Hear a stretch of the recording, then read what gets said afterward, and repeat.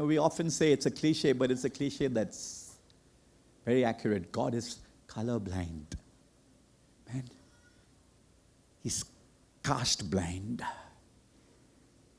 By the way, with due respect to all the political divisions, the borders, geographical borders, God is blind to nationality. He's blind to caste.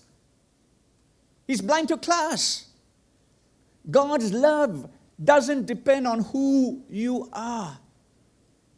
In fact, He always loves in spite of who I am. That's what we mean when we say God's love is unconditional. God's love is absolutely unconditional, friends. But His blessings are not. Did you get that? His blessings are not. God loves everybody equally. But not everybody benefits from that love equally. If you want an illustration, remember the story of the prodigal son. Okay. Father loved him when he was in the house. Father loved him when he came, took his fist, or rather extended his hand and said, "Give me mine." Father never stopped loving him. Father never stopped loving him when he left and went and squandered his money with his friends. And guess what? Even when he was in that filthy pigsty, the Father's heart, His love was unchanged.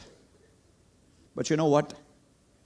That didn't change the fact that the son ended up in the pigsty. You got the point? But you know what God says? I love you. I died for your sin, and I don't want you to sin anymore. But here's the deal. But even when you sin, I still love you.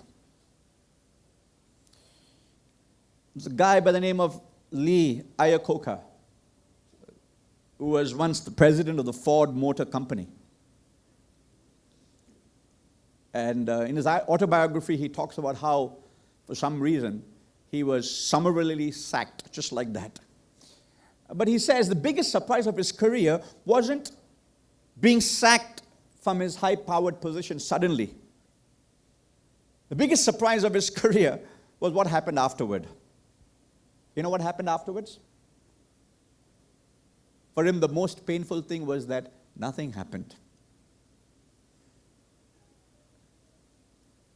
He writes, "I was hurting pretty bad. I could have used a phone call from someone who said, 'Can we go out and have coffee?'